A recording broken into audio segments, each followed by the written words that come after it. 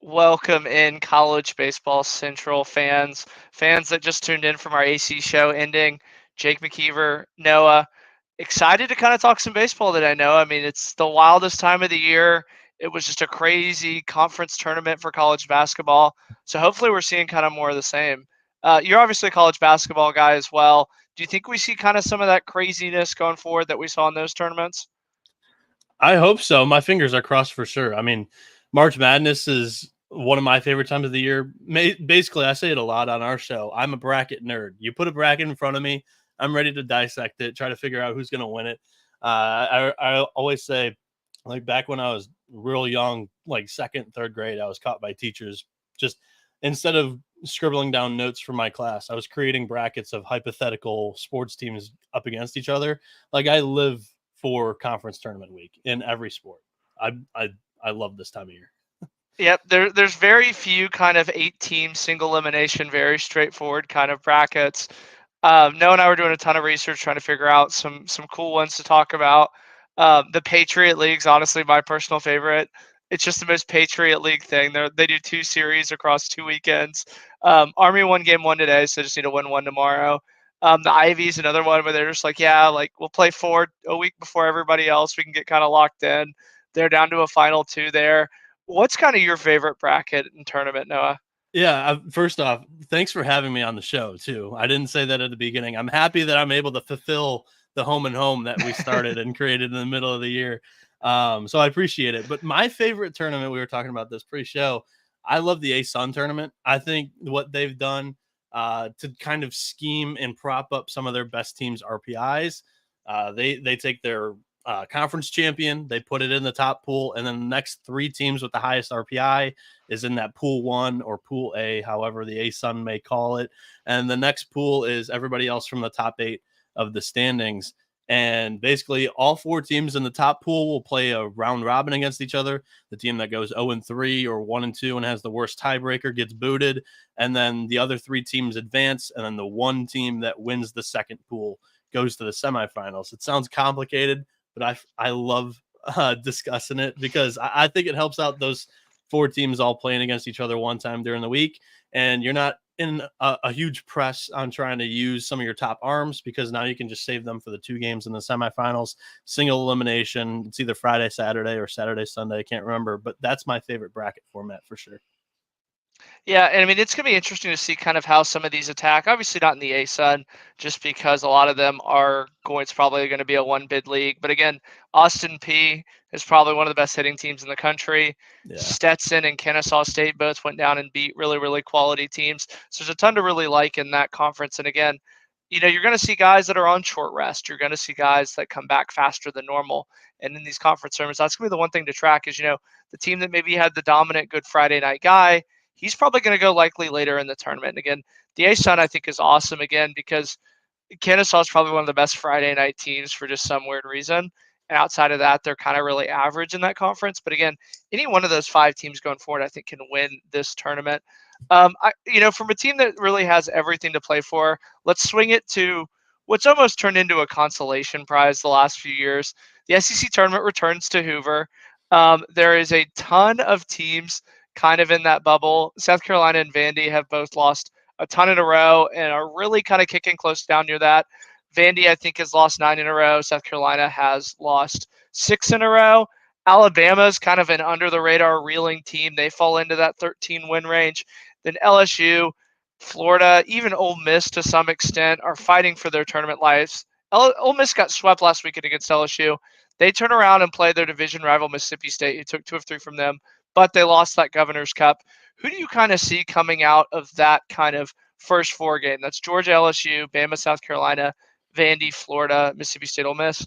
Because it feels like one of those is going to be the team that wins this whole SEC tournament. Yeah, they'll string together like 4 or 5 great games, and they'll appear in that semifinal where it's just one and done from there. I have my gripes about the SEC tournament for sure. I could go into that if you would like, but out of those first in that first round, I think you're asking about the bubble team that could go the furthest because I think my answer would be Georgia. I love the way that Mm. Georgia's swinging it right now. That was just a tough weekend against Florida, who really needed that game. Their backs against the wall as well. We all know that Gators were in that bubble discussion that you just mentioned there. But for me, I think I would go Vanderbilt. And this one's interesting because Vanderbilt, they've been dead in the water, in my opinion, for a couple of weeks now. I'd completely written them off. I took the preseason win total under on the Commodores. But there's this really cool and unfortunate story going on in Nashville right now, of a boy named Asher who got injured critically during a storm. And he had unfortunately just passed away this Saturday. And what did Vanderbilt go out and do? They played one of their best games of the year. They knock off Kentucky in game 3 in a game that they desperately needed. And also last weekend, Vanderbilt in game 3 against their arch rival Tennessee, they had Asher's younger brother or older. Asher's brother was in the dugout, and they were able to save a game against Tennessee. So I feel like they're really kind of using that to build some momentum because they desperately need anything they can get. A lot of the news has been around the story, and I mean it's a really good feel good story that I think could spark some momentum. So it's a bold take for sure, but I think it's the Vandy boys that could make a little bit of a run here. That would be back-to-back tournament championships for Vandy as they knocked off A&M last year. You mentioned that they've won on Sunday and kind of salvaged them. They got swept against South Carolina earlier in the season. They got swept at A&M. They lost 2 of 3, didn't really look that competitive. I'm going to consider that Tennessee series a road series because Tennessee kind of went in there, took it over. Yes. So Yeah. Vandy's road woes are a very, very real thing. But again, Very real. anything can happen in Hoover. I picked Georgia to go ahead and win it all, and I think that's a tough draw for LSU. I think Mississippi State has a chance to go on a run here as well. But again, I think Florida. Florida has kind of been under the radar. Everybody, it seems like, for the last month, we've said, hey, if Florida loses this series, their tournament hopes are kind of dashed. Hey, if Florida loses this series, their tournament hopes are kind of dashed. And they finally got that kind of signature win this last weekend against Georgia. They and, did. We got to fire back up those talks. Everybody's going to be like, oh, Florida's coming in. Florida's coming in. Moving on to kind of that next round, the first 4 have been clinched, it feels like, for a while. Arkansas is the 2 for the last year ever because they actually rewrote it to where there's no divisions this year or next year. So Arkansas would have, quote unquote, been the 3. They are now the 2 and get to play the winner of South Carolina, Alabama. Tennessee being the 1, Kentucky being the 3, despite them being co-hosts. Kentucky will play Georgia LSU winner. Obviously, A&M will play Mississippi State Ole Miss. I think that out of those 4, I think one of them goes 2 and Q out. Who do you think is the most likely to go 2 and Q out of those? I love this term, 2 and out too. Two and barbecue. My NAI teammates called it. For me personally, I don't even think this is a bad thing, and I can get into this too. But also, like, branching off of your Florida point, that's kind of the team that I'll hitch my wagon to when we talk SEC. My aunt played basketball for the Gators way back in the day. Florida only played 3 games. So this comes from Aria Gerson, who does an amazing job covering the beat for the Vanderbilt baseball team. Of Florida's 13 wins, none of them came against the 3 teams that currently would be projected outside of the NCAA tournament: Auburn, Missouri, Ole Miss. And they only played 3 games against those 3 teams total, and it was all against Missouri, where they got swept. So they've beaten some really good teams in the SEC this year. So I feel like that Florida take is also a very good one, for sure. 2 and barbecue.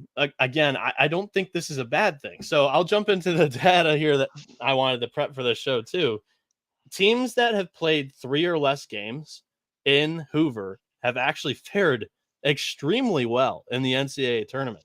So counting last year, the teams that played 3 or less teams last year were Kentucky, Tennessee, South Carolina, LSU, Florida, Arkansas, Auburn. Now you could say, oh, those 4 teams all had really good postseasons last year. Well, they all made super regionals. 3 of them made Omaha. So 24 of the last 30. So this data is also from the 2017 SEC tournament. So every tournament since 2017. Mm-hmm. 24 of the 36 teams that have played 3 or less games have made it to the super regional round. That's 66.7%. That's 2/3 of the pool. 17 of the 36 have made it to the College World Series. That's 47.2%. And 4 have won the national title. That's 4 out of 36. That's 11%. Now, you could recall that Florida played LSU in the national title. Both teams did not play very long in Hoover last year. You can also recall that LSU beat Kentucky in a super regional and Florida beat South Carolina in a super regional. So they would have had two teams guaranteed either way. I feel like going to and barbecue in Hoover is not the worst thing in the world. So if you're going to ask me, the team that I think needs the wake up call the most to just totally hit the reset button and let's go in the NCAA tournament, it's Arkansas. To me, they have way too much. They have an embarrassment of riches in that pitching staff to not be able to label a starter for game 3. In my opinion, you could Or go really with, game 2, because I don't think we know what Brady Tigert's health is either. That's kind of the yeah, other kind of issue. He was off the SEC roster last weekend, so they're for going to need sure. kind of somebody to step up. He's probably not going to throw 7 innings in the SEC tournament. Yeah, I just gave him game 2 because they scheduled Gage Wood, but like they have McIntyre, they have Wood, they have Tiger, they have Mason Molina, they have Hagen Smith. You have 6 guys who are all capable chunk inning SEC arms. They just need a reset button, and I think Arkansas 2 and barbecue here. I think Alabama has the potential to make a little bit of a run in the SEC tournament this year too. So I have Arkansas actually getting bounced by Bama and then losing their next game. I have Tennessee. That's kind of who I think. Arkansas, I mean, they lost 2 of 3 to Kentucky, 2 of 3 to A&M back-to-back weeks. A&M obviously had those flops against LSU and Ole Miss. Kentucky's just been setting on the world on fire. I feel like Tennessee's the team that really hasn't had that kind of, drop back weekend where everybody can kind of feel good at the end of the day. Because, I mean, they're just been so hot. They've been beating everybody lately. They beat Kentucky a few weeks ago. They feel like they are far and away the best team in the SEC. I know Kentucky fans aren't going to like to see that. I feel like these top 4, their fates, I think, are already kind of sealed. I think it's going to be either Kentucky or Tennessee, and then a random ACC team that wins that one, and then they're going to do a run on the 3 teams behind them. But again, Arkansas as a 5 is very dangerous. LSU was a 4 last year, and it really didn't seem to matter. So I think I could see Kentucky going on a little bit of a run here. They're a team that really hasn't been used to playing on this side of the bracket, playing in the top 4, playing with your fates all sealed. And I think that's going to be something that kind of gets to them where, that Thursday game is when everybody's aces will probably go. And then that Saturday game is when they get the 2 threes. So that Wednesday game, I think, will be really interesting to see kind of how Georgia and LSU attack it. And then Kentucky obviously attacking it. But I think Kentucky's the one that I think goes out on a run here and wins it and goes really far. 2 and Q, I think it's Tennessee. Your point on Tennessee too is very valid because in the preseason, I was looking at the schedule and I was like, this is really weak considering the SEC is a very talented conference overall. I thought, they get a favorable schedule the entire season long. I had a future on them to win the conference, and they ended up doing that with the tiebreak against Kentucky. But they played Missouri, they played Ole Miss, they played Auburn, the 3 kind of teams at the bottom of the standings, and they also dodged Texas A&M and Arkansas. So this is a team that you could say like hasn't played some of the best in the SEC. So I like the early bounce kind of take there as well. And again, they really went and took over that Kentucky ballpark too as well. That was another kind of rivalry game. So, I mean, it's been a little bit of a minute since they've gone out and played in kind of a really toxic, tough road environment. I agree. Because, I mean, Florida kind of, but again, I think that's the one thing where, I mean, they're not going to have that problem in the tournament because they're going to be hosting a regional and a super regional. But again, if Tony V can kind of light a fire into these guys, I'd rather do it now than doing it when you're sitting in a 0-1 game or something like that. Because again, at the end of the day, the SEC tournament really doesn't matter. They're going to do a lot of experimental things. Totally. They're going to probably stretch pitchers out because they're going to get a little bit extra time off. Mm-hmm. I think that's going to be the one thing that we really kind of track going forward. Yeah, all right, so bold predictions. On my notepad, like to branch off of why the SEC tournament doesn't really mean too much. So last year, teams that won 4 or more games or played 4 or more games in Hoover last year: Texas A&M, Vanderbilt, Alabama. They all lost, and so Alabama got to the Supers. They got smoked by Wake. Texas A&M lost in the Stanford regional, and Vanderbilt lost the home regional last year. So 3 teams that played pretty well in Hoover last year that didn't fare well. Supers only 50%, so 10 out of 20 make it to the Super Regionals. Only 3 out of 20 in history since 2017 have made it to the College World Series, and only one of those teams has won the College World Series. So and Vandy had 2 major league arms that went they for did. them. So. Yeah. Closing thoughts here on the SEC as we move on. Who do you think wins it, and who in those kind of last 4 do you think is going to be left with the outside looking in? Because I mean, LSU, South Carolina to some extent, Vandy, Florida. all of those teams probably can't make the tournament. Who do you think's the one that kind of sits at home and is very pissed off and saying that they're one of the best 25 teams in the country? So the second part of the question, I don't think I caught the entire one. So who sits at home? What was the prior point for Who's that? the winner? Who wins it outright? So the winner, I don't want to steal your thunder because I think you leaked your winner, and I think we have the same one. And I think you're more. So I'm playing the road game in this home to home. I had a short weekend. I'm coming off short rest. I didn't do a ton of video prep, and I feel like a coach playing the Sunday night game, going and on the road and playing a Thursday game. I have Georgia winning this. I It's assume a you good have pick. It's analysis. a, yeah, it's a good pick. I think they had their, little bit of a stumper weekend. They lost the home series to Florida, who a lot of people have Florida as a bottom tier team in the SEC this year. I think they had a tough schedule with a lot of talent. And Georgia has been hitting out of the ball Yeah, lately. they can win that And shootout that's going to come in Hoover. and the pitching has been a little bit better. Like, I'm not going to say it's been much improved, but I can say that they've established that, going into the NCAA tournament, like, Smith might be the number one guy. And then they got Leighton Finley, and then they got Charlie Goldstein coming back and working his way back up.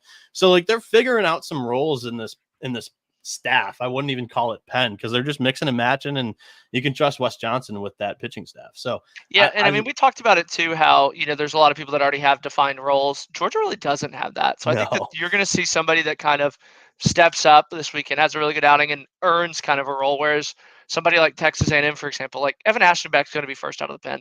Chris Cortez is going to be first out of the pen in the game too. Their fates are kind of already decided. They're kind of experienced, like their sixth or seventh guy.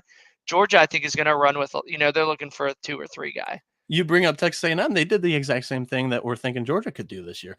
Yeah. They went out and found that I think it was Wansing, and who was the other guy that broke out in the SEC tournament last year? Detmer. Detmer had a really bad year and he broke out and threw Okay. the one And hitter. then And then Wansing Wansing had did a it great as day. well. Yeah, they Yeah. went on a run. Yeah.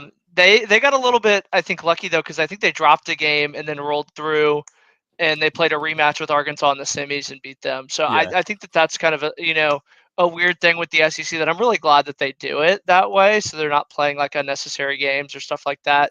I'm gonna Rosters are all like going to be the same and everything, so you are dealing with kind of a smaller roster. I'm gonna like the single elimination tournament next year a lot more than the current format, just because it's a little confusing. You start off with the first round at single elimination, then you go to double elimination, and then when you get And back then to you go back. semifinals, it's single. I just give me one. Like, if you're gonna have 12 teams, just give me one single elimination. Or I like how the ACC does it. A lot of people don't, but I have my own, opinion on what makes that tournament so good, and we'll talk about that in a little bit. I guess that's kind of a good segue for the ACC tournament. All They right. do a pool system. So pool 1 is North Carolina, Wake Forest, Pitt. Pool 2, Clemson, Louisville, Miami. Pool 3 is NC State, Duke, Virginia Tech. Pool D, the group of death, if you will. Virginia, Florida State, Georgia Tech. Their tiebreakers are really weird, where the top seed gets the tiebreaker. So those top seeds really only have to, if they win that one game, they're kind of set in there. I really like that 2 line though. I really, when I was filling out my bracket for it, I liked a lot of those 2 teams as upsets. Who do you think kind of comes out here, showcases a little bit of their pitching depth, and wins the ACC tournament? So I didn't have a 2 seed winning their pool. And just to go on what you were saying, like, the 1 seed does have to go, they're trying to beat the other team who has a win if that said situation happens. Because if they lose a game and the other team's 2-0, then they advance. Yeah, But I know they're what you out. mean. Like, if all the teams go 1-1, or like, yeah, if that scenario happens, the top seed Like that advances. Wake North Carolina game feels just like prime. Hey, we won the first game. Like, let's just kind of fold the tent. Yeah. For me, though, like, so I've called NC State an enigma the entire season long. What they did to Wake Forest was totally predictable. If you look at some of their past series wins, like, they split with Florida State, they beat Clemson in a weekend series, and then they go out and they drop some mind-numbing series as well. So, like, NC State, I feel like this is the cold week, so I'm not really wanting to back the Wolfpack. Duke, I feel like, is one of the teams where they just need to get to the NCAA tournament healthy. Like, because of what happened to Santucci, because they love to throw it's Johnny Holstaff every game. They want to have as least amount of tax on these arms as possible going into the NCAA tournament. I think Virginia Tech's lineup has a very good chance to break out of this third pool, Pool C. You look at them, and their offense stacks up with Duke and NC State. 127 WRC plus for the Hokies compared to a I think it 125 clears with it. Duke. I mean, they have probably the best might. offense in the ACC. It is definitely up there. I mean, of all the teams that qualified for the ACC tournament, they are tied with Georgia Tech and WRC plus with 127, and they're only behind Virginia with a 136. So, like, this offense can swing and mash their way to a semifinal appearance. And if they do that, they might just qualify for the NCAA tournament for an at-large bid. So I really like the motivation angle behind the Hokies this week. And also, I think they have a good draw to do it.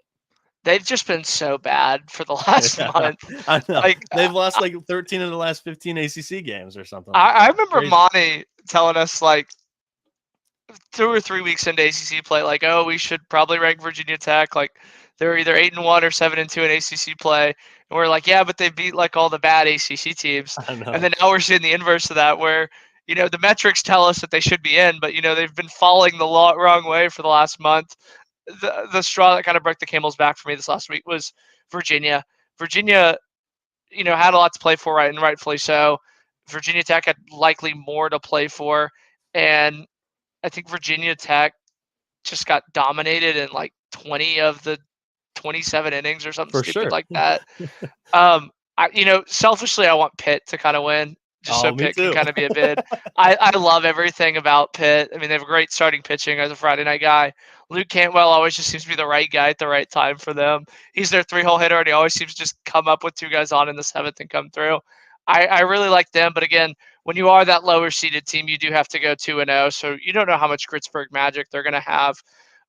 Pool B ended up being kind of just like the disappointment pool outside of Clemson, because Miami, you know, they had the pool kind of fall around them with Boston College and Notre Dame more so than them winning. And then Louisville, a lot of people kind of expected them to have not necessarily a Florida State jump, but I remember Florida State and Louisville kind of being on similar ground of, hey, we expect them to bounce back. And Louisville at times just watched it, and then at other times we see the Louisville that we saw week 1 where they can't get any runs and stop anybody. So I think Clemson comes out of that one. And again, that group of death down there in Pool D, it's anybody's choice. They all have just a ton of motivation. Virginia's likely, I mean, they're 5 ACC hosts. They seem to be 5 of 5 right now. Florida State's in that other hosting conversation. They had that tornado that ripped through their stadium, so they have a lot of external factors. And then Georgia Tech being the surprise team that could just mash the ball and out hit everybody. Those are going to be that's going to be the pool that I really, really am excited to see the most. Yeah, there should be plenty of offense in there, especially with a couple of struggling pitching staffs in that 3-team pool D. Personally, I have Virginia coming out of there. I think they have really good offensive momentum going right now. That series, like you mentioned, against Virginia Tech was impressive, but also like the NC State series loss doesn't look as bad as it does now. And Virginia, again, we're talking. I mentioned WRC plus earlier. They clear by far and away the best offense percentage wise in the ACC tournament so far here. And a lot of people are going to mention, like, this kid's a Clemson slappy. Like, he loves Eric Bakich and the Tigers. That pool's a little scary for Clemson fans because Miami took him to the brink. They walked him off in game 1 and down in Coral Gables. And Clemson had to win that second game. It was like 3-2, another low-scoring battle. And then with Aiden Canuck, he's been like one of the best third-day starters in the ACC this season. He was able to completely shut down Miami in game 3 and lock up a series win. But that was close. They also had a really close series against Louisville, if I recall. They lost the second game, and the first game was 12-11, so it was a firefight there. So I don't think Clemson has like a true cakewalk in their pool. I do have them getting out of it. I think that could be the 1-1-1 pool where all of them get one win. But Miami's just so bad away from light down there in South Florida, and credit to their scheduling. I don't know if that was something that they knew coming into the season. So like, yeah, we'll just play a whole bunch of home games, but it seems like every time they leave the state of Florida, they just flop. Yeah. So, and then out of that first pool, I have North Carolina. I think they've just been the more consistent team out of Wake and Pitt. But Pitt's scrappy. Like, and I remember it was like 2 years ago, Pitt came out of one of these pools in the ACC tournament, which makes it really fun. But my final four, I guess, the winners of all the pools, I have North Carolina playing Virginia Tech, because then they'll reseed. So the lowest seed's playing the highest seed, and then I'll have Clemson against Virginia. And this is where some of the weekend starters come back into play, and they'll only go 2 weekend starters sometimes. And the third guy comes out of the pen. I really like what Clemson's got in support after the starting pitching more than Virginia does. So I have Clemson over Virginia, and then North Carolina, Virginia Tech. If Virginia Tech does get there, that means they've been swinging it really hot, and they could win that game. But I have a North Carolina Clemson matchup, one that we didn't get during the regular season, which should be an amazing a fourth game in the weekend for these two teams. I can't go away from Clemson. They've been my team the entire year. I really like the Tigers. Yeah, I would really like to see that too. I mean, obviously I leaked it earlier, but I would NC State, Florida State, with NC State kind of dropping. With NC State kind of winning it. They've just been so hot that they almost feel like Clemson last year, where they've just been beating everybody, and just when we think we kind of get a gauge on them. So I'm sure I just jinxed them, and they'll go 0-2 because I'm like, okay, I'm finally trusting NC State. Yeah. But I really like NC State, Florida State out of those two. So the reason why I love the ACC tournament, by the way, I mentioned it when we started talking about it. The first day, all 3 games are the lower seeded teams in the pools. And then the first game of the second day usually is the other pool's lowest seeded game. Somebody's bound to lose, right? So of all the 0-1 teams since, I think this data set is 2017 when this format was created, all the 0-1 teams against either 1-0 teams or 0-0 teams are 2-16. So like as a bettor, I'm always looking for an angle. Yeah, the angles. What's going to make me some money. And this trend's super strong, hitting at 89%. Last year, when these scenarios happened, they were 4-0. 2022, they were 2-0. 2021, it was 1-1. 2019, 2-1. 2018, 4-1. 2017, 3-0. Like, any way to make a little bit of money, like, I'm all for that. And it's just a really interesting motivational angle. Like, for say, like, if Pitt actually upsets Wake Forest in game 1, what does Wake Forest have to win going forward if they beat like, they're already 0-1. They're in the NCAA tournament. They're playing North Carolina now. Do you want to overextend some of your staff, or do you want to just take the the day, kind of relax, don't mix and match some of the arms that you're using for that day? You don't need to use like a Chase Burns. You don't need to stretch him out into like a Wednesday position rather than pitching on Friday. He's not. I don't think they stretch him out to be in a Wednesday position. No, exactly. So that's the thing that's so crazy about these tournaments is those Tuesday, Wednesday games. It's just like a midweek almost. Everybody calls them glorified exhibitions. You'll see that on the Twitter timeline. But for me, I will never say that. I'm just going to say it's a money-making opportunity. 16-2. So if you do invest, I highly recommend. Moving on to another kind of weird bracket scenario, the Big 12. They're playing 10 teams. They're reseeding as well, so the lower seed will play, the teams that got the byes in Oklahoma and Oklahoma State. The winner of that will kick it down to the semifinals. Oklahoma's the 1 seed. Oklahoma State's the 2 seed. I talked to Holiday on Saturday. He said they're not going to rush back their starting pitchers fast, so it's going to be kind of a midweek guy or guys that we haven't really seen from there. From a bubble standpoint, I think Kansas State is above it. TCU is above it. Kansas, UCF, Cincinnati, and Texas Tech are below it, so they're going to need to see really, really good outings. Texas and West Virginia, Oklahoma State to some extent, are kind of fringe hosts. I don't really see them as hosts, but I think that there's a lot of arguments to be made if they win the Big 12. So there's a lot at stake for this Big 12 tournament, I think more than the ACC and SEC. Who do you kind of like in this scenario?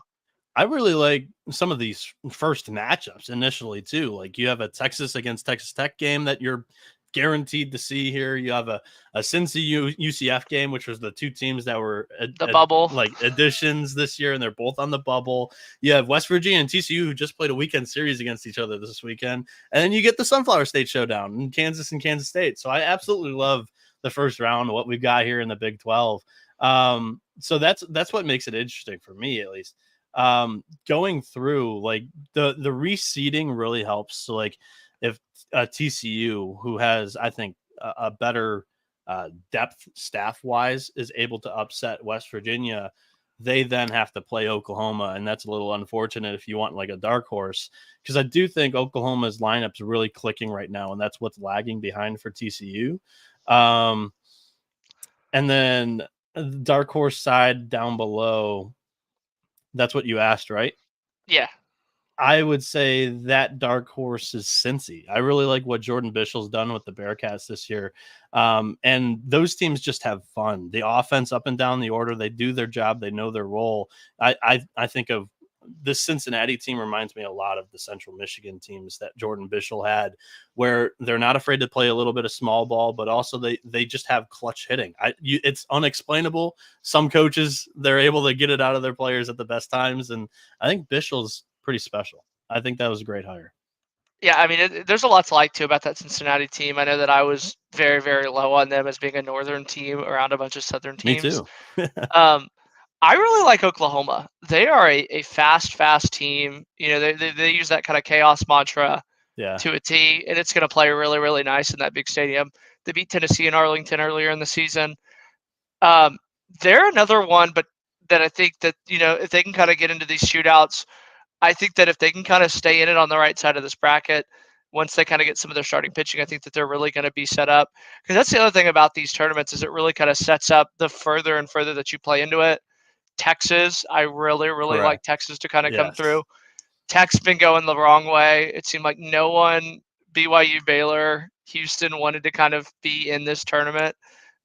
Tech is kind of the consolation prize of being in it. Oklahoma State, again, we don't know what we're going to see from arms from them. UCF and Cincinnati, I think that those are the two that kind of scare you. But flip side is Texas went on the road and took 2 of 3 from UCF.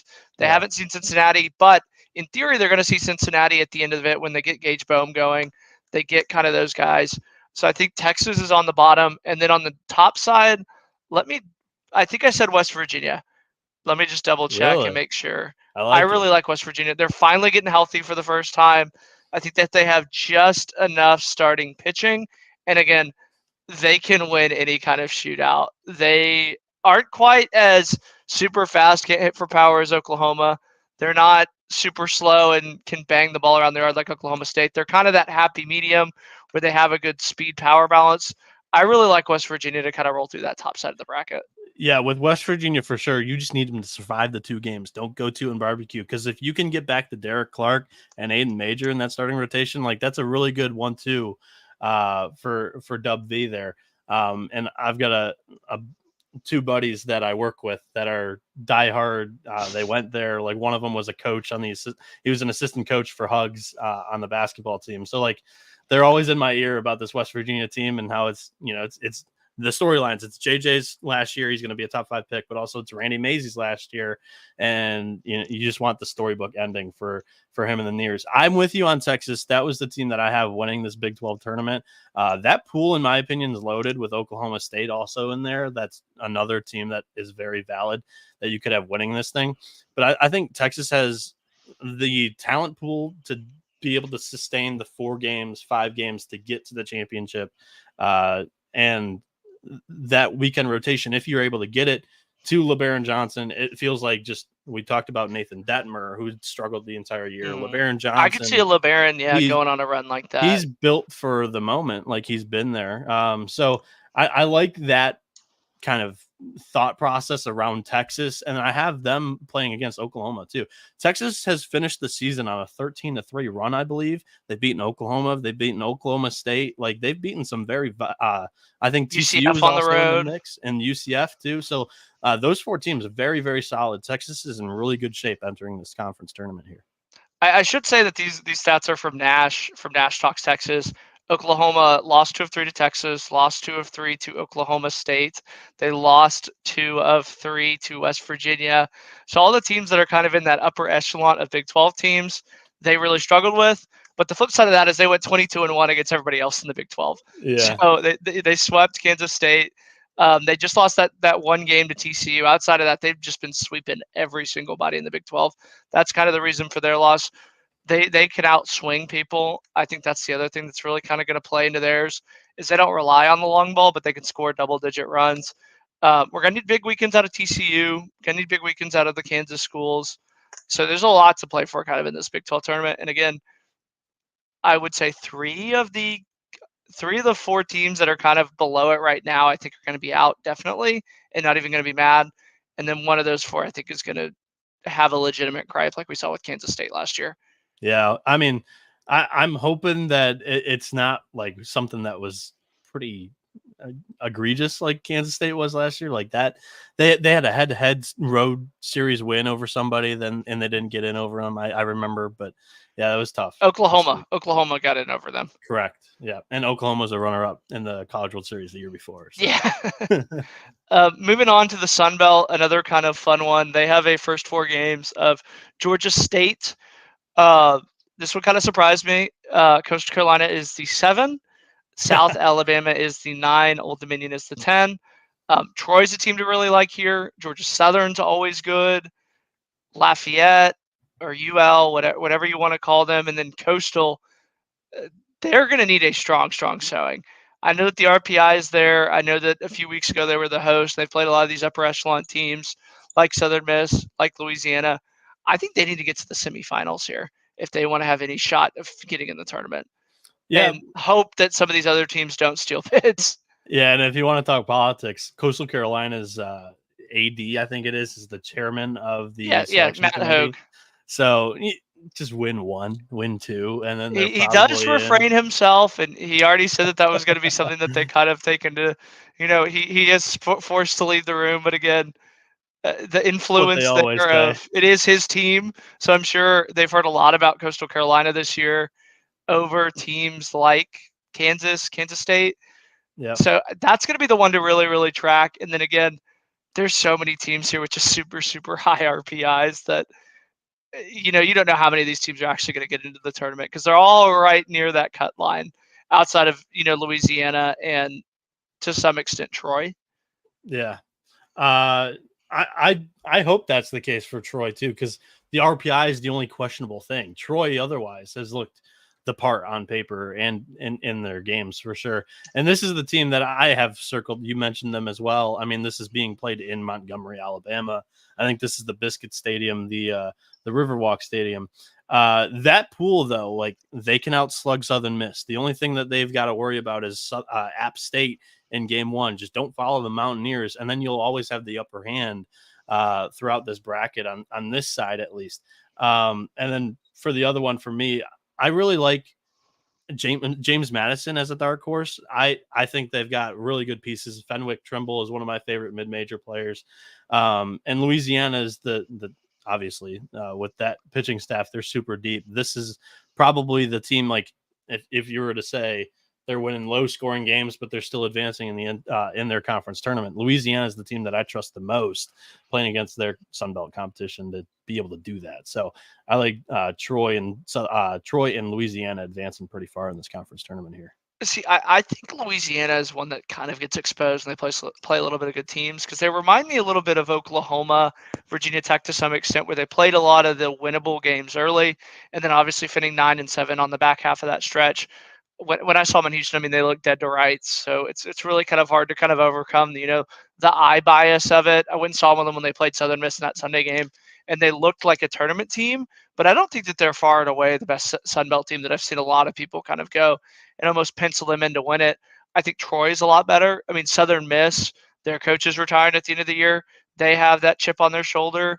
Yeah. They've kind of been kicked around a little bit by the teams in their state. I could see Southern Miss kind of going on a run here. I really like what the Golden Eagles are doing down there in Hattiesburg. Yeah, I mean, Barry retiring last year. That was the storyline for them, and I think they ended up winning it. And Louisiana, I look at their pool and I just think it's a little bit weaker than the left side. I think It the is, it left is a side, weaker pool. They get Southern, yeah, Madison, and then I the think winner of they reseed. ODU and They South don't Alabama. reseed. So yeah, so it'd be Southern Alabama and Old Dominion. Yeah. It it's a they avoid Coastal, they avoid Southern Miss, Troy, they avoid even to some extent App State. I know that that's a team that can kind of give a lot of Yeah. people trouble. Maybe you're kind of having me rethink this. I haven't filled out this bracket yet, but they are on a they are on the easier side of the Sun It's Belt, favorable just for the way that sure. it fell. Yeah. Like if there was one team that could win some low scoring games throughout the midweek, it would be Louisiana with this draw for sure. Moving on, kind of more to your wheelhouse, the Oh, most here we go. straightforward tournament in all of the country. The Big Ten, 8 teams. They're playing in Omaha, so these teams can say that they made it to Omaha. Um, Illinois is the 1 seed. I don't think a lot of people had that one. Nebraska has at times flirted with being a host. They're the 2. Indiana, that a lot of people were high on at the beginning of the year and flopped a little bit out of conference. They're the 3. Michigan, who is the complete inverse, where they were really bad in conference and just kind of rode the wave once every game that they were supposed to. Yep. Iowa as the 5. The disappointment Hawkeyes are kind of back. Brody Breck's pitching deep into games. They're starting to get a lot more out of that starting pitching that we saw earlier in the year. Purdue is the 6.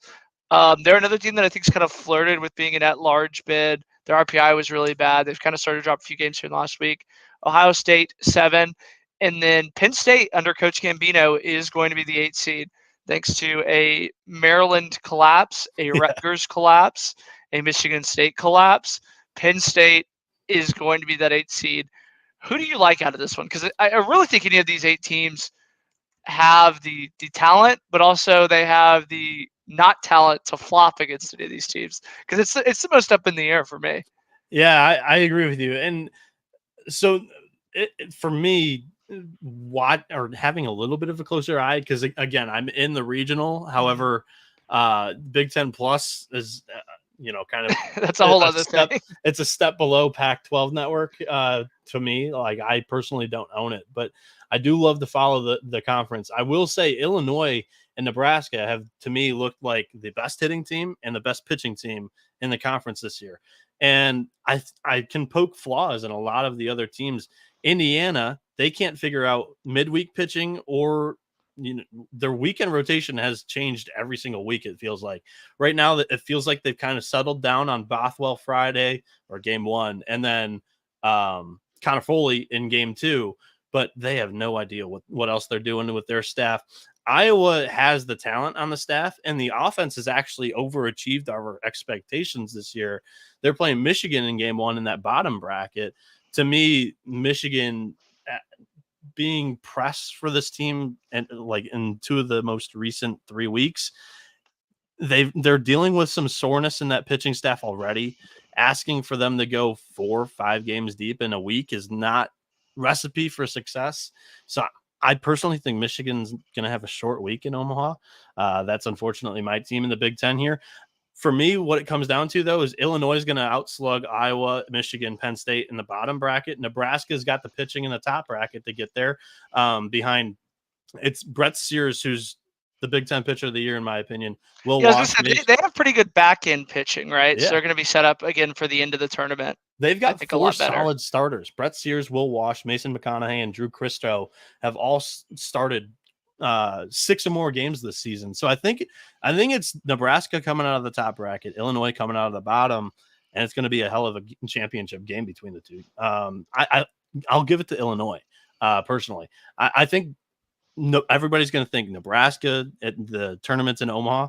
Illinois has a really passionate fan base, and them seeing that they had won the conference, I feel like that's going to bring them south to Omaha. And I think they'll show up for this team a little better than expected. We know that Nebraska is going to show up. Iowa shows up on times. I think Illinois is going to have a good turnout this year. I'm going to stick with the one that I had at the beginning of the season of Indiana, Iowa as my final 2. I thought it was going to be a 1-2. Very fortunate we're seeing it as a 3-5. Iowa's, the hitting's kind of come on a little bit later. They kind of took their lumps early after that Ole Miss game. Everybody in the national media just kind of ridiculed them. They've flown under the radar, and I think that that's kind of where they live again. I really like Illinois, though. If you're going to make me do a Final Four, I think it's Indiana, Nebraska, Illinois, Iowa. I don't think Purdue has enough juice kind of left in the tank. It felt like they peaked a little bit too early. Ohio State feels like they're just kind of happy to be there. I don't really see them going far. Michigan, I know that you said that they're kind of starting to get the soreness. You don't expect them to get 5 in a row, but they weren't expected to do that a few years ago when they kind of went in and run the Big Ten tournament. Correct. And they Good point. probably should have been in a super regional that year too Yeah. as well. And, if we would have done a podcast that year, we probably would have ridiculed them and said they'd be out early again. True. And they've shown the tendencies to throw guys multiple games in a weekend this year. Like Jacob Denner against Purdue pitched, I think it was Purdue, pitched every single game. And he threw like 83 pitches in game 2. He pitched in game 1 in relief, and he came back in game 3. Like they're not afraid. They've got a couple of rubber arms. I don't know if it's pitching up in the Great Lakes area in the cold, and it just makes them a little bit more sturdy. But they've got some rubber arms on the staff. But I will say they don't have many healthy arms right now. But the 4 guys honestly have done a little bit better than I expected this year. Kurt Barr has really kind of overachieved and had a breakout season, and then you got the freshman Dylan Vignew. Like I mentioned, Jacob Denner, and then Chase Allen, who's started some games recently. Mitch Voigt is the one big one with dealing with soreness. He's been the game 3 starter, but he's the Big Ten's version of Jack Caglione. He both hits for power and he pitches with power, and he's going on game 3 when typically he would be your day 1 starter if you had a traditional pitching staff. So that's the one that if he comes back this week, Michigan has a fighting chance for sure. Yeah, and I was really impressed when I saw Voigt in Arlington. There wasn't a lot of positives to kind of take away from that weekend, but I would say Mitch Voigt was kind of the biggest one. Ted Burton being an A&M is kind of another big positive for Michigan baseball. Yeah, Jimmy Obertop at Clemson. He's statistically the worst hitter in the A&M lineup, and he hits like 290. And it's that double-digit bombs. So it's just crazy, kind of the talent gap there. We'll move out west to Scottsdale, the newest tournament going forward. Obviously, the Big West still doesn't have a tournament. The Pac-12 put it in a few years ago. Is this one going forward, though? This one is not going forward. Well, I mean, I don't know. Maybe no, because I think they're going to be like independent. But, Pool A, we have. Again, they don't label it, so it's really bad. Do you think we could get an Ivy League, like 3-game series out of the 2 teams in the Pac-2? Maybe they'll do best of it. I forget who did it. Someone did it a few years ago where it was like 2 series across 2 different. I want to say the Patriot League did that in 22, where it was like a best of 6 or something like that. It's just like the baseball during COVID was so funny because it was just like the South acted like it didn't exist, and it was everything going forward. The Ivy League was like, we're not playing for 2 years. And then there was like a happy middle ground that we saw in the Patriot League. But yeah, I mean, this one is ending going forward. I'm a little bit sad to see it go because Oregon State's been such a mainstay in college baseball. The other part of me is it's such a crappy run league. There's so many just terrible, terrible teams in it. Programs that you think would be a lot better than they are, like USC, Arizona State, that just aren't. I think Utah being the team that they are as the 7, when a lot of people had them a lot higher. That's the one that really kind of jumps out to me. Arizona is the 1 seed. They will play in Pool A along with Stanford and Arizona State. Is just so. I think Zona's in a pool with Cal and Washington, right? Let me see. Yeah. Again, this is just like it speaks to how hard this is to do it.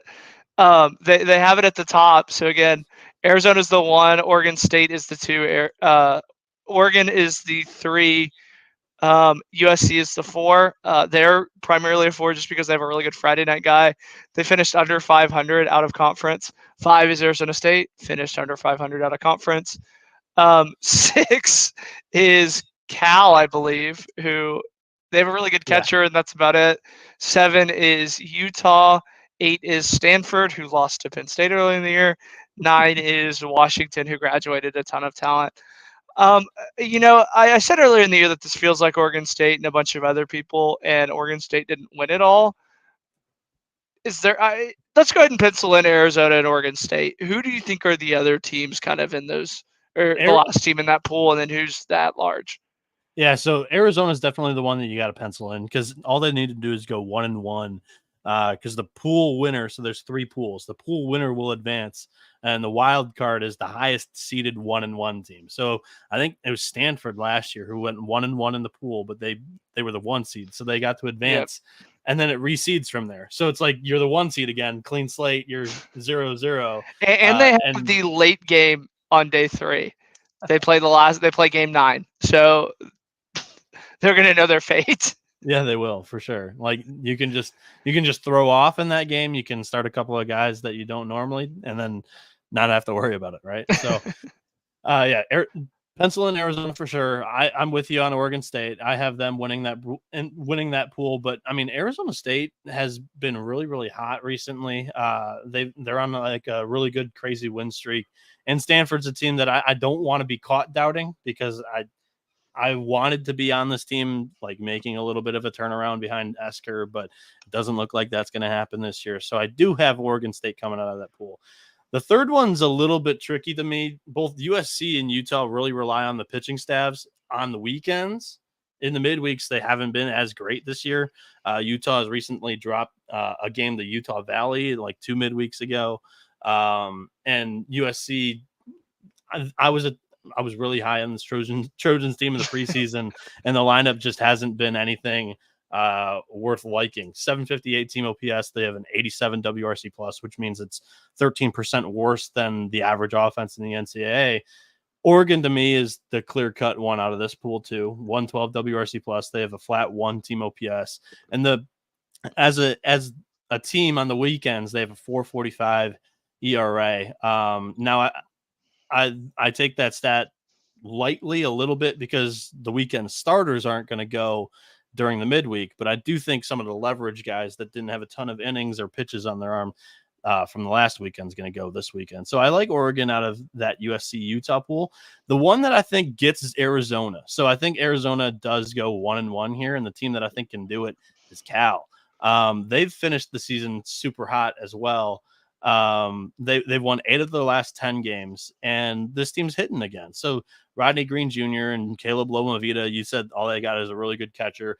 RG Jr. has the ability to just completely break out and be this year's Chase. What was Arizona's kid that broke out last year in the Pac-12 tournament? Why am I blanking? Chase Davis. That was his name? No. Thatcher Hurd, LSU pitcher.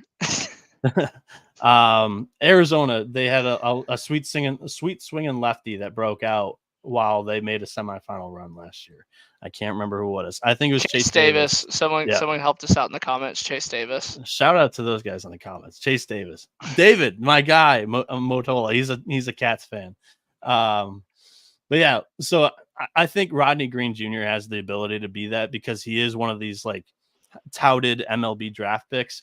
And same with Lomavita in that instance. And they've finished the season well. I think Cal is that surprise semifinal team. So then it would be reseeded to Arizona as the 1 seed, and they play Cal again as the 6 seed. However, Arizona's going to have that weekend rotation going. So they'll have whether it be Clark Candiotti if it's their second game of the they're tweeting it as the weekend, or they'll have Jackson Kent, who didn't have like the best start against Oregon State earlier this week. And then we get one last civil war under the Pac-12 emblem with Oregon State, Oregon.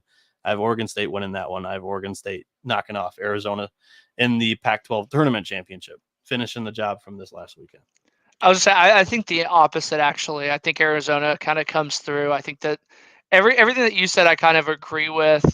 Just because I mean some of these teams are just so bad that they're hot, yeah they're good, but when 2 bad teams play, one has to win. It feels like it's Arizona, Oregon State, a little bit of a gap for Oregon, and then kind of everybody else. It was Utah for a little bit. But I think Arizona goes and beats Oregon State in the championship game. I think they're the host. I think they host. They really have kind of an outside shot here. Unfortunately, the Pac-12 isn't going to give them a lot of exclamation points here down the stretch. But I think if they're the Pac-12 tournament champions, as well as kind of the Pac-12 champions, again, I really think that's going to be hard to kind of leave them out of the hosting argument because they don't have any bad losses in out of conference play. It's just everybody kind of forgot about the Pac because Oregon State, everybody just assumed it was going to be them. And then every time Cal lost in those non-conferences, when UCLA or when Arizona State and USC came to Dallas, I was just blanking there, and they didn't win a single game. I think everybody kind of turned off the Pac.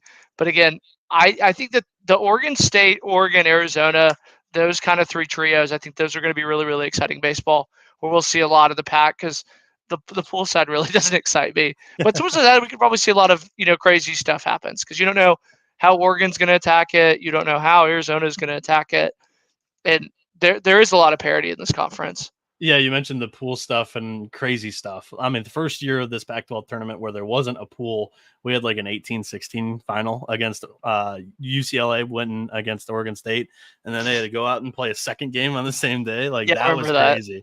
But I went and pulled this up. So Cal has finished the season 17-4. They're on their 21 game stretch, and they swept Oregon State during that. So they've finished all right. Their strength of competition they played during that. Cal, Washington State, USC, Washington, San Jose State. So that's the questionable part for sure. David had another kind of zinger of a comment. This is true. I mean, we had Oregon State, Utah was at a minor league stadium early in the season when Oregon State was ranked as a top 5 team in the country. Utah, I know Mark was really high on them, and we couldn't watch it, so we had to watch it highlights on phones like it's the Ivy League. That's a good call for him. From him too. Utah, I was not on in the preseason for sure, so that was a great call. Last conference, we'll kind of touch on it briefly just because it was a wild 24 hours there.